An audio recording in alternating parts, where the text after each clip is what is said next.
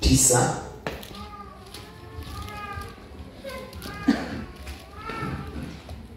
mstari wa 6. Lakini nasema neno hili, apandaye haba atavuna haba, apandaye kwa ukarimu atavuna kwa ukarimu. Kila mtu na atende kama alivyokusudia moyoni mwake, si kwa huzuni wala si kwa lazima, maana Mungu mpenda yeyote atoaye kwa moyo wa ukujufu.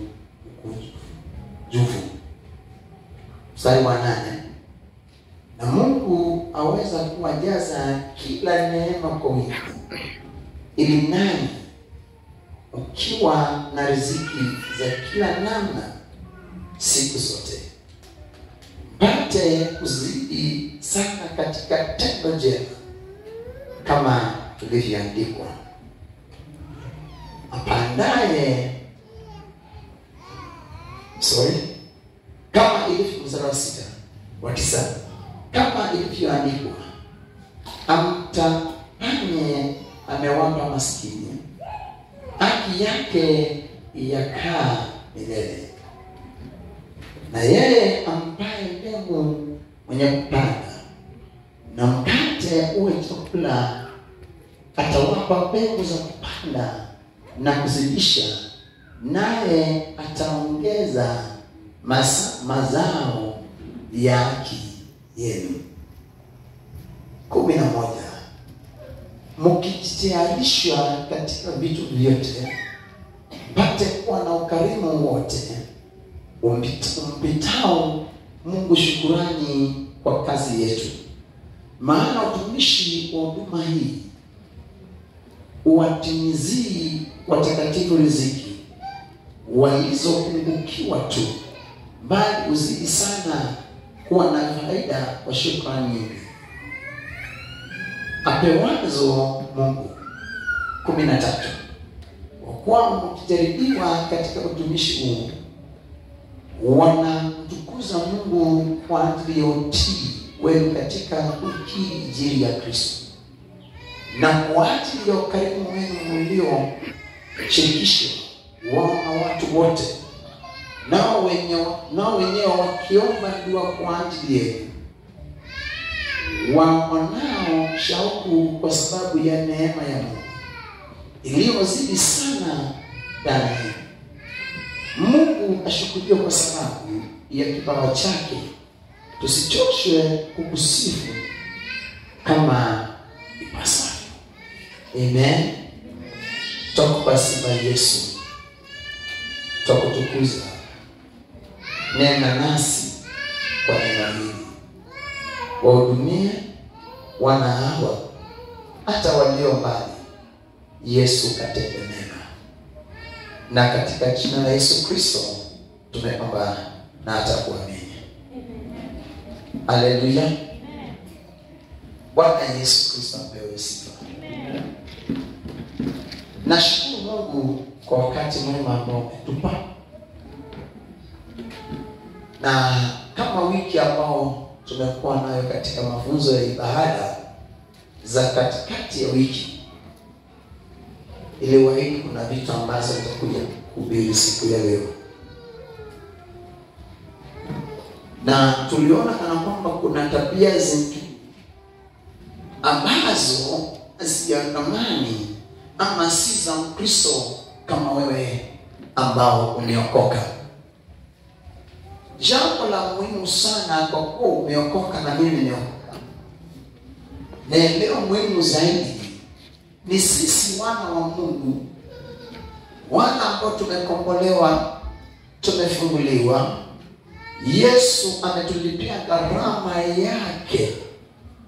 Ni mimi na wewe tuwe nuru. Haleluya. Amen. Ni mimi na wewe tuwe nuru. Maana kuna watu walio katika giza. Kuna watu ambao wapendwa wameokoka, lakini huyu mtu maisha yake haikumbadilishwa na ule wokovu wake. Na kila saa mtu aina hiyo anajiuliza, kwani yako wapi Mungu? Bwana Yesu apewe sifa. Na kwa kukosa kuona nuru, uliokoka ukiwa katika giza, na bado ile nuru iliingia ndani yako, hiyo nuru bado haijawaka. Bwana Yesu apewe sifa. Sikufichi katika matarajio yote ya mtu ambaye ameokoka, kuna tarajio ambalo ulikuwa unatarajia kutoka kwa Kristo. Kuna matarajio ulipohubiriwa, sikufichi. Haleluya. Nilipohubiriwa, ulipohubiriwa, kuna ile tarajio ambalo ulikuwa unatarajia ulipookoka. Kweli ama si kweli? Labda uliambiwa, ulisikia uzuri wa Yesu hapo nao, ukaambiwa vizuri Yesu akitembea aliwaponya, kwa Yesu ukienda utafungukiwa, utapata mkate wa kila siku, yatakuwa vile na yale. Na maana wengi wetu tuliokoka tukiwa katika shida. Ni kweli ama si kweli? Wengi wetu tuliokoka ndipo familia zetu zipone ama upate kupona. Kwa hiyo ulikuwa na tarajio jema ulipookoka. Bwana Yesu apewe sifa. Kuna kusudi ambalo ulikuwa nalo, na ambalo ile kusudi ulikuwa vizuri likienda kwa Yesu, hii itakuwa kwao. The same applies hata sasa. Unapokuja ndani ya ibada, maana kwa ibada sio chama. Kwa ibada huwa tunakuja kuabudu Mungu. Kweli ama si kweli? So unapokuja ndani ya ibada, unapata uko na kusudi hata ndani ya ibada. Labda kuna mtu ambao anakuuza vizuri la spiriti, ameng'ang'ana na biashara iko chini. Sasa anapokuja kwa ibada ya siku ya leo, ako na kusudi kana kwamba ndani ya ibada si Mungu yuko, si yeye Mungu yuko mahali hapa. Huyo mtu ako na kusudi kana kwamba anapoingia kwa ibada itaona Mungu. Haleluya. Okay. Na naweza kuuliza what you call rhetorical question. Na ambao tutaenda ama ukajibu mwenyewe. Nikikuuliza swali moja, kwa nini ambao unapanda gari unatoka kule kuja hapa, na mahali huko umeacha kanisa? Litajibu, ni kweli? Tuongee kweli. Na hiyo tutakuta jibu wote ibada. Ni kweli ama si? Ama nani anajibu? Nipe jibu pate elfu moja. Bwana, nilipatia tu nipate. Ndiko wapi? Hata kama ni sadaka nachukua. Haleluya. Nani anazinipatia nishini pate 3,000? Ndio niko nazo. Hatuna jibu. Ni kweli ama si kweli? Ni kweli ama si kweli? Lakini unajipata Jumapili litafika, umejiandaa ndipo uende kwa ile madhabahu.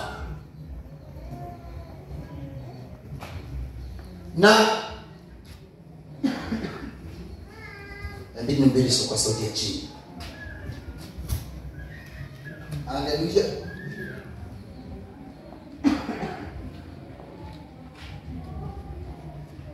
Inabidi Jumapili umejiandaa, na unasema hakika naenda katika hiyo kanisa. Na ukiulizwa uzuri wa hiyo kanisa, huwezi kueleza. Na kama unaweza kueleza, unasema vizuri, mimi napenda ile ibada vile nakuwa, mimi napenda maombi, na labda nilipoenda katika hayo madhabahu maisha yangu yalibadilika. Bwana Yesu asifiwe. Kuna kitu ambacho kilifanya watu wamfuate Yesu. Haleluya. Kilichofanya watu wamfuate Yesu kwa wingi, jambo la kwanza ni zile ishara na miujiza zinaandamana na ibada yake. Na ubiri kwa upole sana. Haleluya.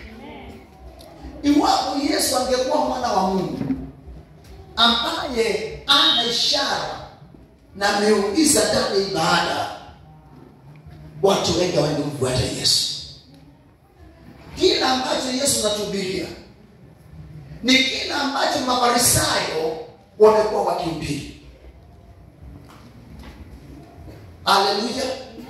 Lakini wakati mtu amekuja ambao ni Yesu Kristo na ambao ndiye baba yetu, akakuja na injili ambayo ilikuwa na mamlaka kuliko watu ile ya Wafarisayo. Naomba unielewe. Haleluya. Nguza mtu mwambie nielewe. Nguza mtu ambao mbele yako mwambie nielewe.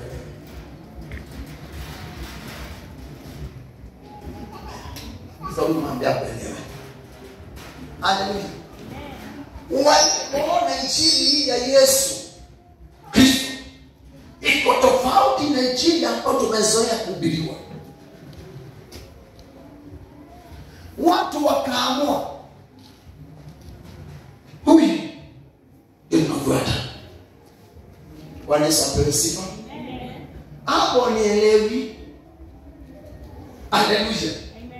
Nataka nipeleke pole pole. Yesu hakuja na Biblia nyingine ambayo imeandikwa na yeye. Alikuja na ile Biblia ambayo ilikuwa inasoma na Yohana Mtakatifu. Repent because the kingdom of God is near. Haleluya. So hao watu ndio maana alipopanda na kuanza kuhubiri, wakaulizana, ni nani huyu ambao amekuja na injili iliyo na mamlaka zaidi? Huyu mtu ametoka wapi? Wanaelewa? Haleluya. Maana kilicho ndani yake sio kila ambacho walikuwa wamekizoea. Na maana alikuwa na ndio wanaulizana, huyu mtu ako na injili iliyo na mamlaka hivi, ametoka wapi? Si tumesomea injili, tumesomea sheria, lakini Bwana sisi hatuna mamlaka aliyonayo. Haleluya. Hakuna ile mamlaka aliyonayo sisi hatuna. Na hivyo walipoyaona yale mamlaka, sisi tumekuwa tukihubiri, hatujawahi ponya mtu hata kama ni jicho. Tumehubiri injili hii, lakini tuweza kukopa mlango. Haleluya. Tumehubiri injili hii, lakini magonjwa imekuwa ikisumbua watu ndani ya ibada. Huyu mtu amekuja saa hii, ako na injili, ametoka wapi? Haleluya. Na walipoona injili yake ni tofauti, sasa umati mkubwa ukamfuata. Alilakia wapi kama Adamu? Maelfu ya watu ikaanza kumfuata. Kisha na maana kila ambacho kimekuja ni tofauti na kile ambacho tumezoea. Lakini kwa siku hizi hata ni Mungu akitenda kile ambacho akizoea katika ibada, wengi wanabakia mahali pale.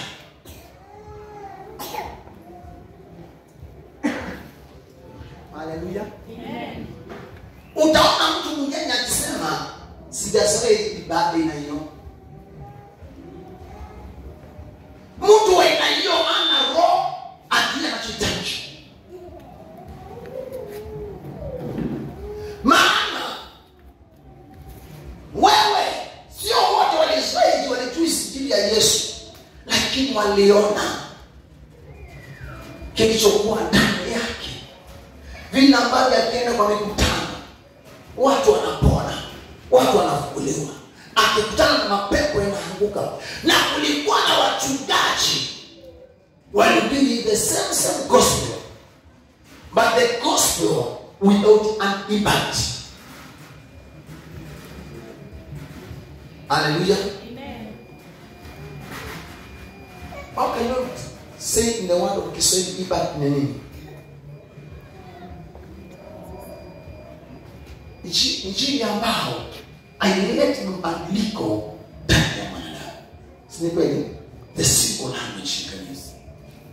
So, walikuwa wanahubiri injili ile ambao haileti mabadiliko ndani ya mwanadamu.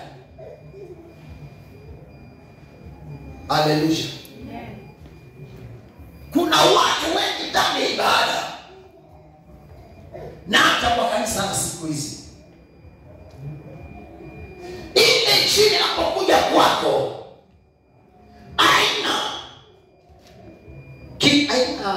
nimesema ni impact ni haibadilishi maisha yako.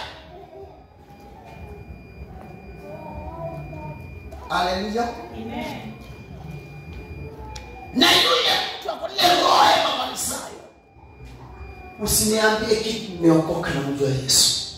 Lakini ukimuuliza ni nini ambalo limekuleta mabadiliko kwako, hawezi kueleza ni nini ambalo limekuwa na mabadiliko ndani yake. Bwana asifiwe. Na hiyo napata na kwamba the church and those who are in the church, they are still suffering more and more. Bwana asifiwe. Kufikia kwa menelewa sana. Wale walio kanisani, maana ile injili ndani yao haileti mabadiliko. Unabaki kusema Yesu, lakini there's no change in your life. Niambia unakaa mbali. Hallelujah. Na ukienda kujua yule mtu katika ile giza, yeye ndiye anajua kushinda wewe. Bwana Yesu apewe sifa. Hallelujah. Yeye ndiye mshauri hata kuliko wewe. Unaweza kuhubiria mama kwa mama bako na kuambia kijana, ulikuja juzi. Hiki kwa kuhubiri na baba zako na alikubaka tuache. Hata nilikuwa naimba kwaya. Hata naimba kwaya sasa. Unaniambia nini? Hallelujah. The important gospel that we are preaching. Okay. Is to bring an impact and change to someone. Hallelujah. Amen. Ni ile injili ileta mabadiliko ndani yako. Na wakati ambapo injili inakosa mabadiliko ndani yako, it is for nothing. Bwana Yesu apewe sifa. Injili isipoleta mabadiliko ndani ya mwanadamu, haina umuhimu yoyote yule.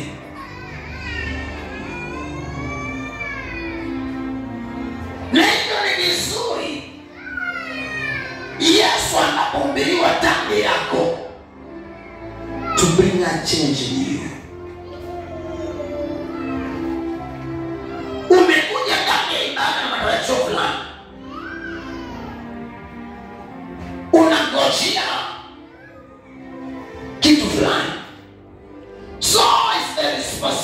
responsibility ya mtumishi wa Mungu ambao katika madhabahu ahakikishe kila mtu amepata tarajio ya moyo wake.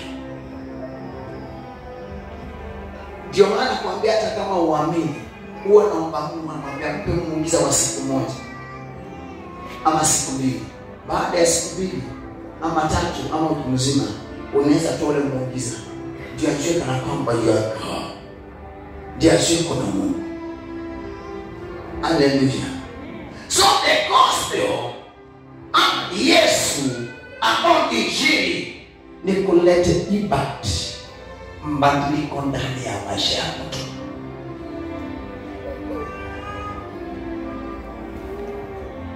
Wanasapesi. Kuna watu ambao ndani ya sasa hivi wanakufa.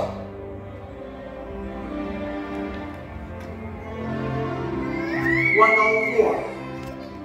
Lakini ukijaribu kuwaleta katika mwangaza, wanasema injili hatujazoea. Hallelujah. Usizoee injili. Man, the word of God is new every morning.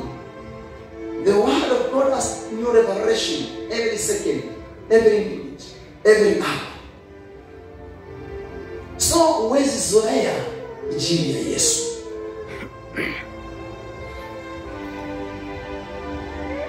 Watu wanatafuta miujiza kwa nini? Ama washirika ama wakristo wanatangatanga kwa nini? Maana hii injili inahubiriwa ndani yao hainanga uzao. There's no impact in the version. Niliokoka nikajua kana kwamba nikiokoka nitakuwa na maisha mazuri, biashara yangu itakuwa salama, watu wangu watakuwa salama. But still my children, my business, I'm jobless for more than 10 years. I'm sick for more than 5 years. Na kila saa nikienda kanisani, hata ikihubiriwa natoka pressure ikiwa chumbani. Hata ikihubiriwa diabetes iko ndani yao. Hata ikihubiriwa, hallelujah, natoka na huyo koma ndani yao. Wanasapesi. So the people wanatangatanga wakitafuta ni wapi ambao nitapata jini iliyo na nguzo ndani yao. Wanasapesi. Sika na kwamba watu wampendi Mungu. People they love God. Say my name. When I was young in Kiingereza, I say people they love God. Say amen. So you are already in English. People they do love God. Say a very great and big amen. So you understand English. Hallelujah. So people they do love God. The problem that we have, the God, Jesus Christ, that we are being preached to, He has not changed our life. What's the problem of being you? Hallelujah. Unanielewa? Hadi na kuiaje ukiwa hapo sana sawa.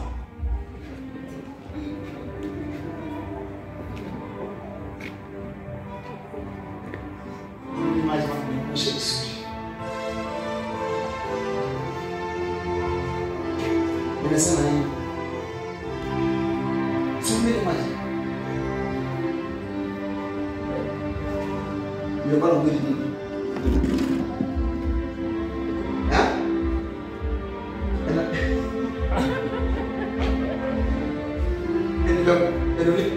Nasema nini?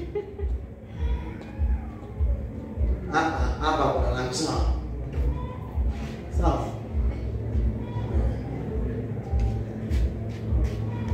Halo umebadilika. Mwizi na mwizi ndio nimesema. Anakuambukiza roho usikizi. Si mwana anataka Lucia.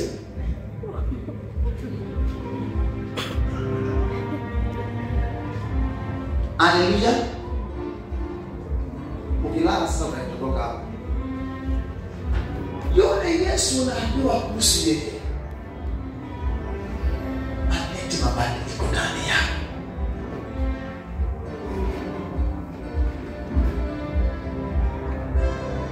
Ile tatizo tuko nayo ya wale ambao tunaona mabadiliko katika ibada, na Yesu analeta mabadiliko kwako, ni kwa sababu you ignore the power of God. Bwana Yesu asifiwe. Na bado unapoignore ile nguvu za Mungu, utamuona Yesu ndani yako. Na ukija ndani ya ibada, kila saa, kila wakati, kuwa na matarajio fulani. Haleluya. Ambapo ukiingia kwa ibada, unajua vizuri na kwamba anatarajia hili na hili, na kama itatendeka, hiyo ukinisha maisi, ndipo ichini iwe na impact, ameleta nguzo ndani yako. Bwana Yesu apewe sifa. Haleluya. Kufikia pale, si kama unanielewa sasa.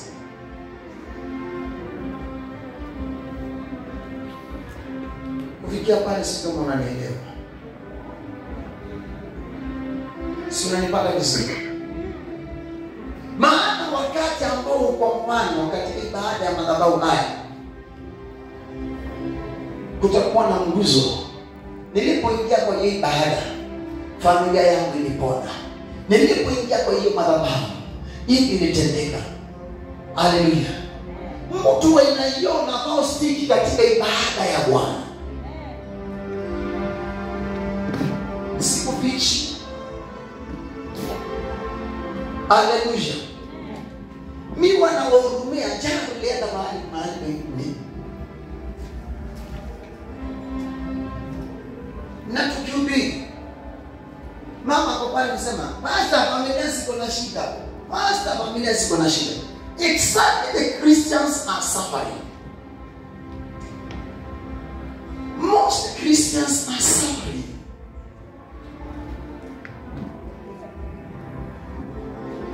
Wazazi wanalilia watoto, maana watoto wao wameharibika, wamekuwa walevi, wamekuwa hivi, wamekuwa hivi.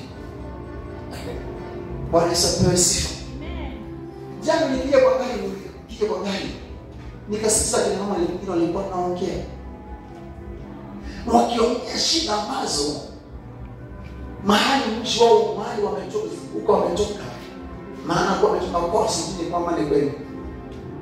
Nilikuwa naongea kwa haraka. Vile ambao they are suffering. Bwana Yesu apewe sifa. Na huyu mtu kuanzia Januari mpaka Disemba, isakuwa ya master, isakuwa ya sima, isakuwa ya worship member, isa mzee wa kanisa, isa mom of the church, is the youth of the church. But the people, they are suffering. Hallelujah. Hallelujah. Why? Because the gospel has no impact. Inapohubiriwa, wengine wananyongwa siku, wengine wanashinda kwa siku, and they are Christian. Why? Because the gospel amejiri imekuwa sakulete nguzo. Na sisi niko na tatizo. The problem ni mizizi. Hallelujah. Ile mizizi ndio inashika. Ile mizizi ndio inatesa watu. Na inapata na kwamba the church tuko pale, tumeokoka, tumefanya hivi, lakini hanisamehe.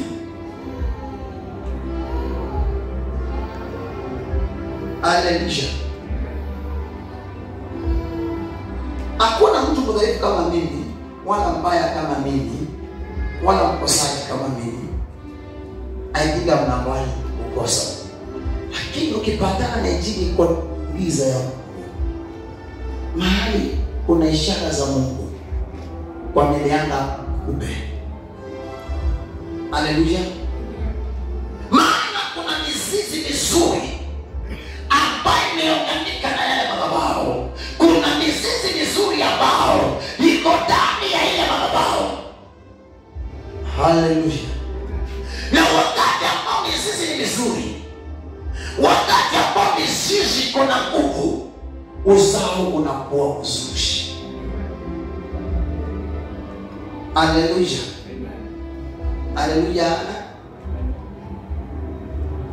Wakati ambao mizizi imeunganika, wakati ambao uzao ni mzuri, wakati ambapo ile mizizi imepata chemchemi nzuri ya kiroho, mahali pale unaanza kuona mlipuko wa ishara na miujiza. Haleluya. Haleluya. Bwana Yesu asifiwe. Maana kuna kitu kilicho kizuri kinapounganika na rutuba nzuri, na ikiwa kizuri na hata uzao wake utakuwa mzuri zaidi. Haleluya. Bwana Yesu apewe sifa. Haleluya. Ndipo haya madhabahu yawe mazuri, ndipo haya madhabahu yawe naweza ponya, ndipo yawe nguvu za Mungu. Ni lazima ikuwe imeunganika. Mungu ayumdisha.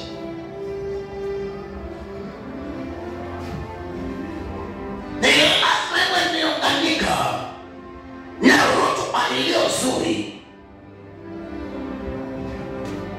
Ndio kupitia rutuba iliyo nzuri, madhabahu ipate mizizi mizuri, na wana wa madhabahu wawe na uzao mzuri. Haleluya. Bwana Yesu asifiwe. Yale madhabahu yaunganike na nguvu za Mungu, yaunganike na uwepo wa Bwana,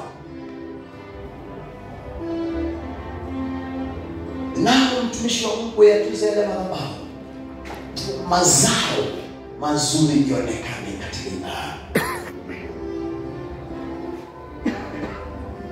Haleluya.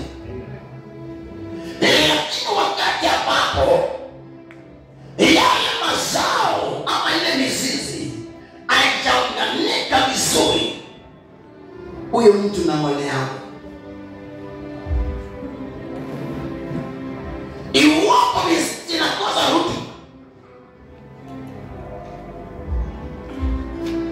mazao yake ni madhaifu.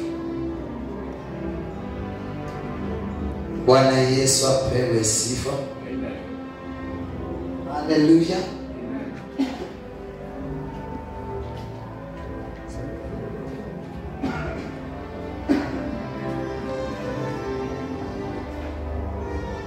Usawa na madhabahu haya utaonekana kwa nani?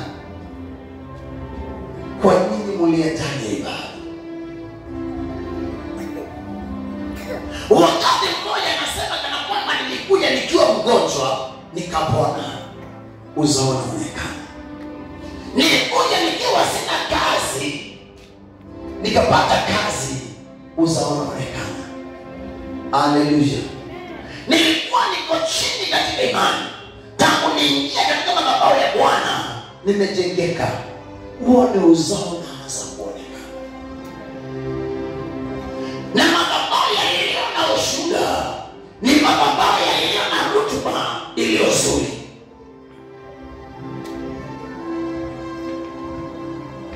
Haleluya. Lakini madhabahu yana ushuhuda,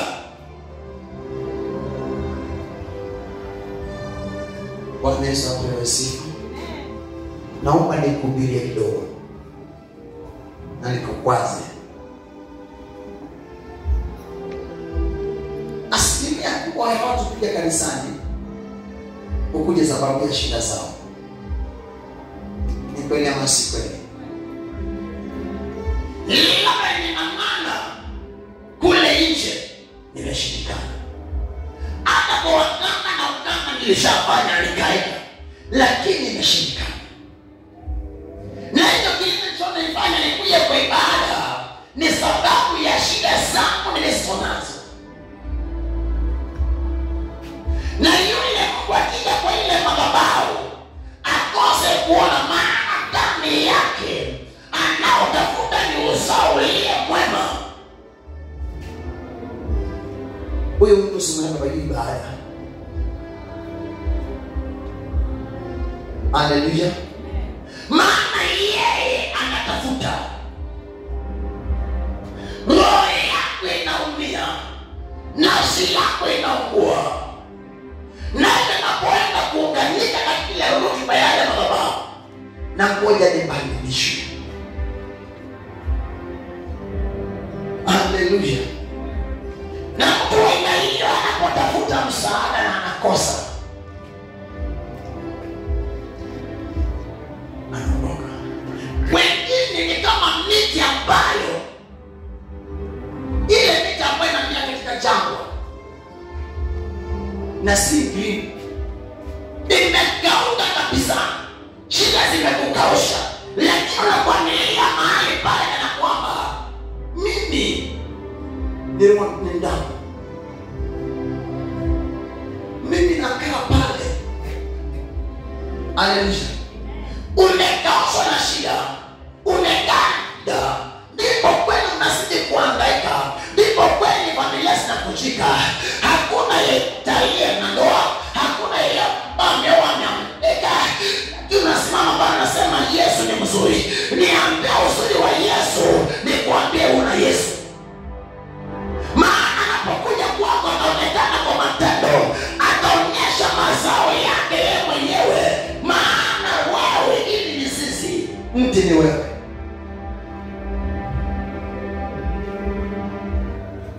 Haleluya. Roho yako inapandwa ndani ya madhabahu, na wewe ambao ndiye mti unaanza kumea mizizi. Inapolipuka ndani yako ni shuka ambazo zinatukuza Mungu. Haleluya. Ndio mzo mtu mlizaona leo mchungaji, hata mimi sipo nimepanga ni hiyo hiyo. Hiyo sio ile Mungu alikuwa amenipanga nipatie hapa. Haleluya. Lakini kuna watu ambao wamepangwa ndani ya madhabahu. Hata kwa ya master, hata pesa kwa shiti. Ibada ya mchezo before I speak, no one can speak. I'm the chairperson of the development. And listen, if man no one can give. Lakini usao ndani yake auonekane. Iwapo ni watoto wake ndio wanatokea shule, iwapo ni biashara yake yamejawa na madeni, iwapo ni magonjwa yako ndani yake, kwanza yako na pressure, yako na diabetes, anaona mtoto mbaya, na anasema mimi ndiye child of the church. Hallelujah. Bwana Yesu apewe sifa. Uone mti ambao jangwani, lakini ana jangwa, na baada ya pale ile jangwa itaangusha ile mti na utakauka.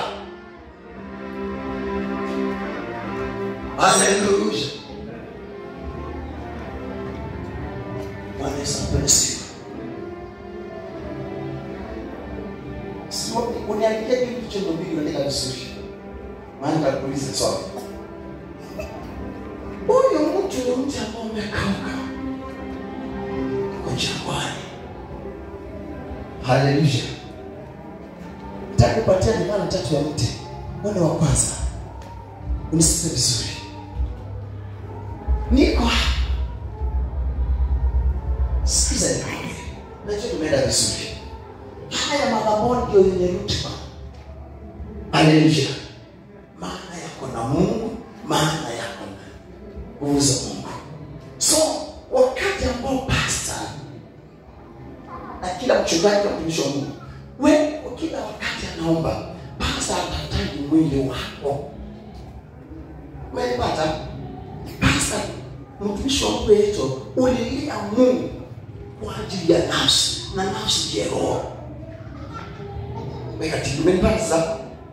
Haleluya. Umepata? Hai? Hailinakani. The moment ambao naomba, hata nishitumie mfano.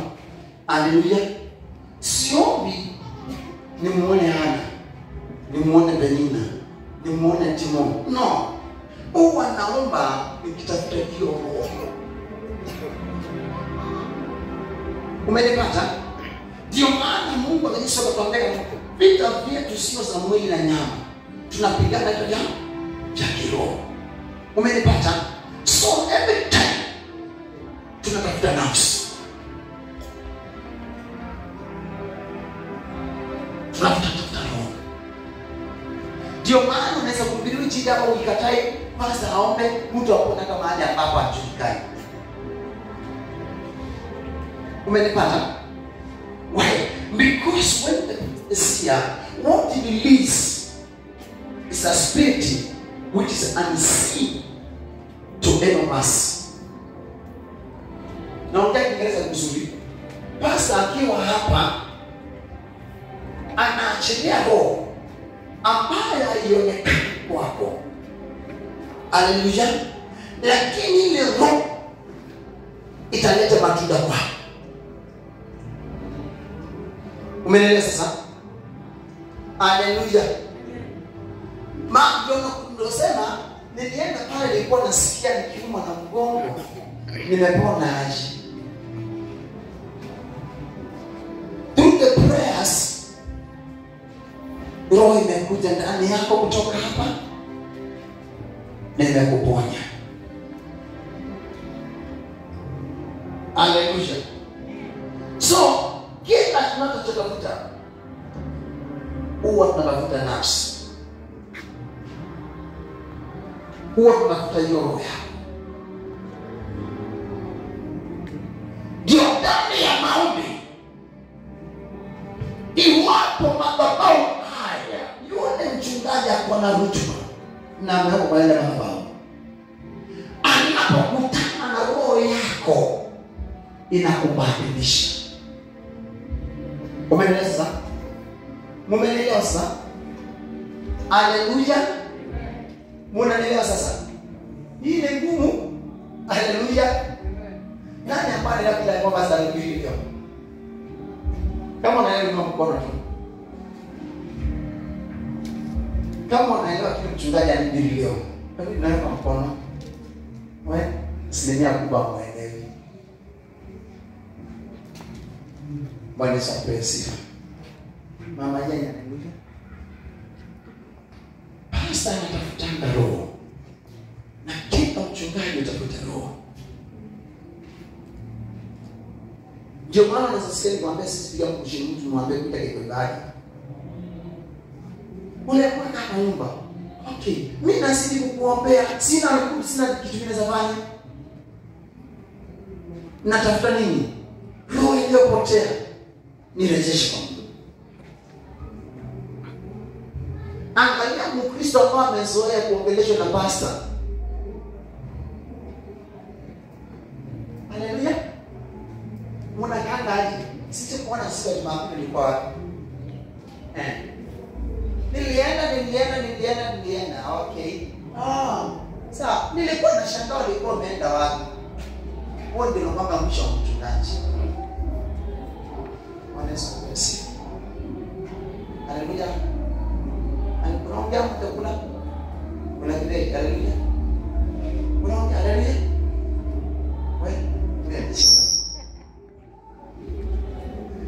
When the pastor prays for you, huyu atanguswa na kuja ibada. Huyu ananguswa na kuja ibada. sasa anapokuwa na ile roho ya kutafuta nafsi, wote kumwona na stress. Lakini akiwa na roho ya kutafuta washirika, alimu nienda wapi wewe kuja? Ndio. Sasa wewe usipokuja ibada, unajua wewe ndio unachukuanga sadaka. Nani alikuwa kuja kwa ibada? Ni mchungaji stress.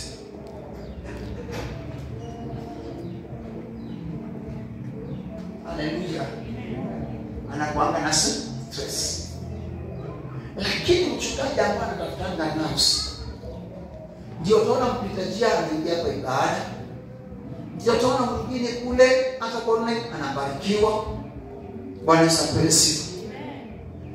Sasa ukielewa hiyo na wewe, ndio utakuja kuondoa ile kitu kako. Isipokuwa kwa ibada hakuna kitu ambacho kinatendeka. Naye akiona mtu ana hiyo, anasema isipokuwa kwa ibada hakuna kitu ambacho kinatendeka. Angalia asipokuwa kwa ibada, mchungaji anapigia simu. Hello, kwani leo nienda wapi? Mbona kwa ibada? Jumapili atakujiwa tena asipokuja. Jumapili nyingine na hata mchungaji amwendee kwa nyumba. Na wewe mama nani? Hiyo si mambo sipokuja ibada basi mimi sitakula. Sasa ukikaa kwa nyumba kwa mama anakuuliziwa ni nani? Bwana unani? Basi utakuja. Watu ile yona kwa na kiburi. Haleluya. Bwana Yesu asifiwe. I'm talking about planting and harvesting the altar. Chakilisho Mungu simama hapa. Ni kwa tuswali online ya maombi ya asubuhi. Ile siku tutakuwa na kamera manyakuwa na mtanga mapema. Nini tunapanga wachache sana bila kuchukua maombi nani ya Yesu. Ana akiwa hapa nje kupiga chai. Ndio sio na kupiga chai na sasa sukari nyingi ama maziwa nyingi. Bila nje kupiga chai na sasa kitu mala kwa sukari. Haleluya. Sasa sianjie kupima maji ya chai. Ukipata watu wana hiyo, tunaweza kuwa kuna maombi ya asubuhi ambayo inaweza kuwa katika online. Haleluya. Maana inakuwa pia wasprayers. What I pray for, sikumbuke kwa ibada. Haleluya. Naomba Mungu lete roho ambayo inaumia. Lete roho ambayo Mungu yekujui. Lete roho ambayo Mungu labda imetenda wiki nzima. Lete roho ambayo Mungu utakutana nayo ndani ya ibada. Those are the prayers. Haleluya. Sasa ukianza kuona hiyo na ndani ya ibada, utasaidika kwa haraka. Haleluya. Unanielewa sasa? Unanipata vizuri? I know you don't know what I know. Now you are catching good what I'm preaching. Sasa ile nafsi ambao mchungaji aliomba iletwe. Imagine wewe. Usiseme nini?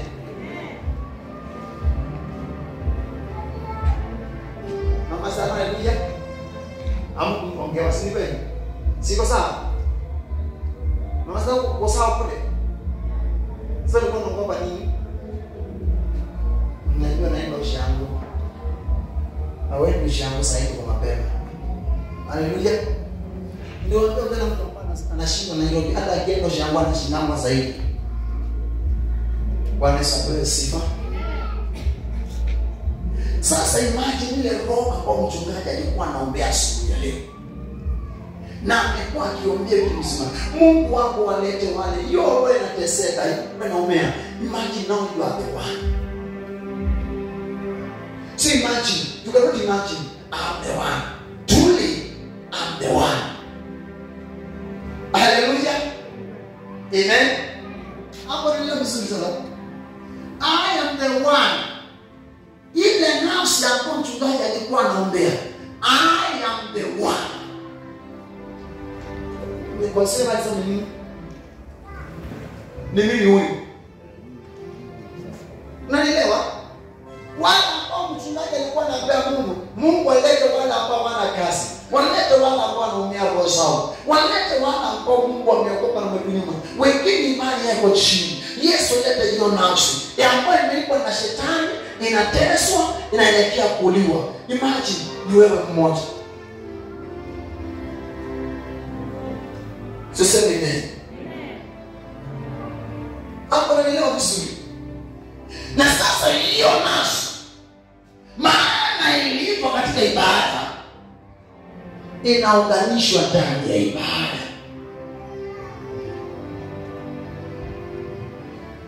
Haleluya. Sasa wewe umeketi hapo, mimi nakuona ukimwili, lakini kuna mahali roho yako imeunganika katika ibada. Unanipasa? Munanielewa vizuri sana Bwana?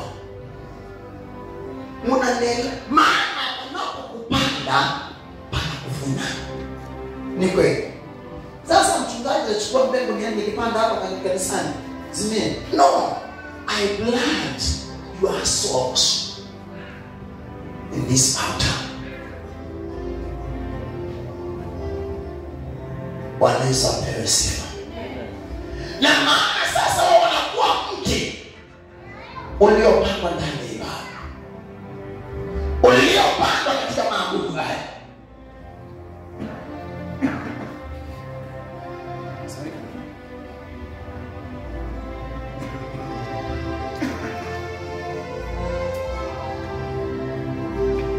Haleluya. Hiyo mti iwapo yale madhabahu, mtumishi wa Mungu kuna rutuba. Maana lazima niwe na roho inayoweza kuleta mazao kwenu.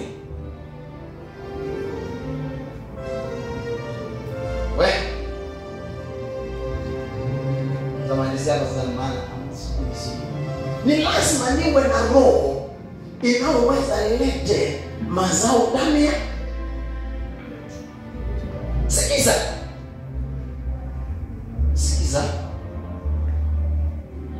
Haleluya. Iwapo sitakuwa na roho inayoleta mazao kwenu, nitakaa hapa, kanisa limekauka. Kama ni umaskini namba moja, talaka namba moja, magonjwa namba moja. Why? Because yule aliyepandwa kwa madhabahu kama rutuba ana rutuba ya kuleta uzao kwa washirika. Haleluya. Injili ni tamu leo. Haleluya. Baka pasa anajifunga yeye mwenyewe, anajitandika kumsikia. Haleluya. Iwapo kanisa si mbaya, haleluya, je, wale wako kwa hiyo madhabahu wako na rutuba ya kuleta uzao kwa washirika? Hallelujah.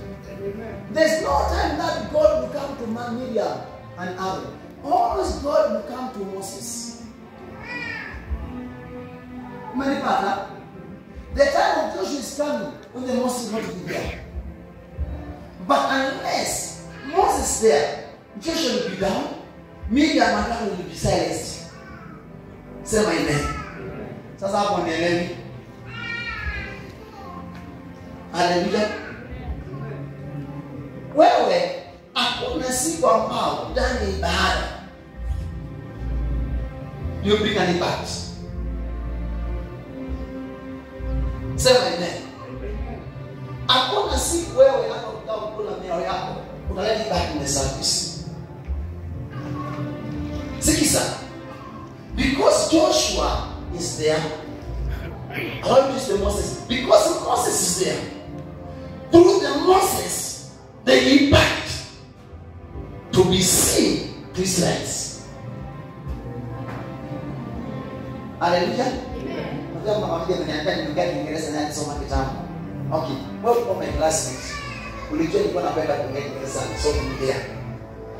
Hallelujah. Bwana Yesu asifiwe. Amen.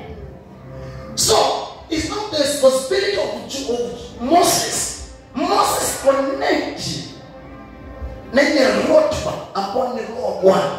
Ndipo nao Mungu Israeli ipate uzao uonekane kutoka kwa. Haleluya. Sasa umenipata? Haleluya. Kwa hiyo tunapoanganisha roho zetu hapa. Now what is the next? Nianze kuona mazao. Nilikuwa sina kazi, nilikuwa sina ndoa, nilikuwa hivi. Sasa unajua madhabahu inaleta uzao. Bwana Yesu asifiwe. Sasa unajua the God whom I preach is a miracle working God. And now God is working to these people. Hallelujah. Hiyo injili ni ngumu. Hallelujah. Sasa kuna miti aina tatu. Ambayo mtu wa kwanza,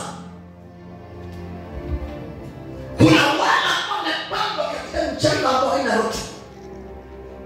Hawazai. Huyu anasema mimi ni fulani damu. Hiyo dini yangu damu.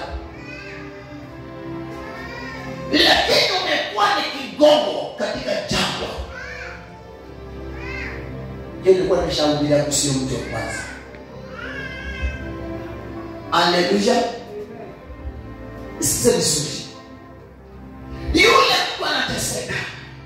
Baada ya ibada kutoka familia ya Israeli. Wapo wakifungwa kazi, wakiachishwa kazi is number 1. Watu wakiwa wagonjwa, wakipigwa is number 1.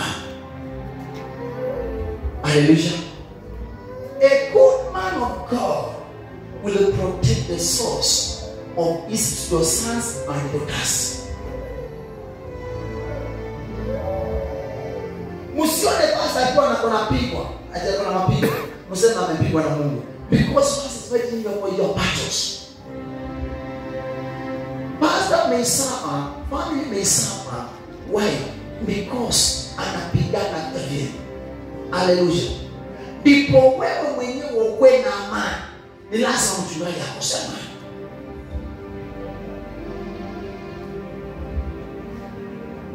I cannot blame you why you can only pray for 1 hour. Sasa wewe 1 hour utaombea nini? Utaomba mpaka kwa ibada unaombea ugali ya chini. Hallelujah. Sema amen. But the man of God anaweza hata more than 5 years. 5 hours. Why? Because God to protect the source that God has entrusted him with them with. Kisugu nisha. Nimesema hivi sasa. Tamsikia mtoto yako wewe. Maana Mungu anamwaminia kwa kile ameweka ndani yake.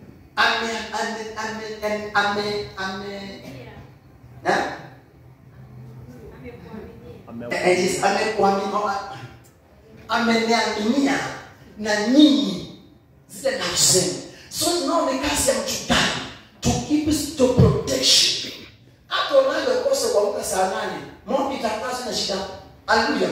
Ni wajibu wa mchungaji. Hata na kwamba God has sio sasa wewe. Ana wapi ndio huyo hapa. Sasa Mungu wako ndio anamwausizi ndio mpaka sasa.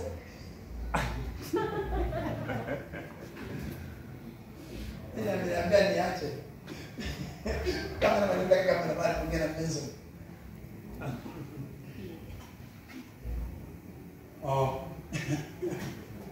Hallelujah. Bwana Yesu asifiwe. Amen. So ni wajibu wa mchungaji. Wewe lala kombotevu. Bwana Yesu asifiwe. Hata pastor wewe anataka kufunga. Kama kuna neema Haleluya. Ni sawa. Iwapo hataangukia mmoja wa maandiko, it's your responsibility mchungaji. Don't complain. Don't blame. Don't quarrel. Hallelujah. It's your responsibility to protect the souls that God has entrusted you with.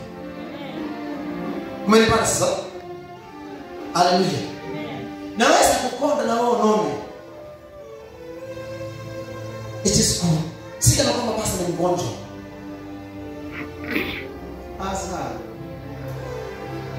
Hallelujah. Sika na kwamba akuli vizuri. Hata anasema anakula vizuri kuliko wewe. Si kweli? Lakini because the spirit is disturbed. Sasa naangalia ana ndoa. Mungu wangu. Hata sasa ziliko ninalia ana kwa 39 ya roho. Wanakana? Ana wanapendia sana nataka kuolewa. Sasa mbali Mungu msaidie tu. Mama mwingine pale. Niambia ni mambo ni Israeli. Mungu nifanye nini? Si mama anateseka. So, hallelujah. The past is dropping the source. Umenipata? Pendaka sana unaposikia mchungaji anasikia anakuambia muombe, anakuambia kuja kwa ibada. Why? Siko wale nako sipokuja utapata mchungaji anaendelea. Labda ni pastor hata kama si mimi. Hallelujah. Epata mchungaji anaomba, wanawa, anaomba anakuongea. Wewe penda hiyo. Why? Because you are saved.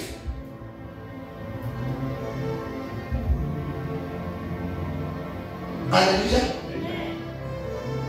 Sasa mnanielewa? Mnanielewa vizuri? Hallelujah. So tumepandwa hapa. Iwapo God is not there.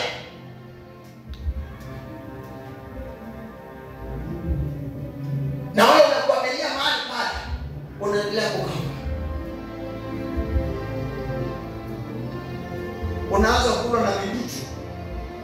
Magonjwa, umaskini, talaka, hiyo ni vidudu inakula mti. Hallelujah. Sasa mazao ya ule mti, maana inakosa rotuba. Uzao wa huo mti utakuwa ni magonjwa.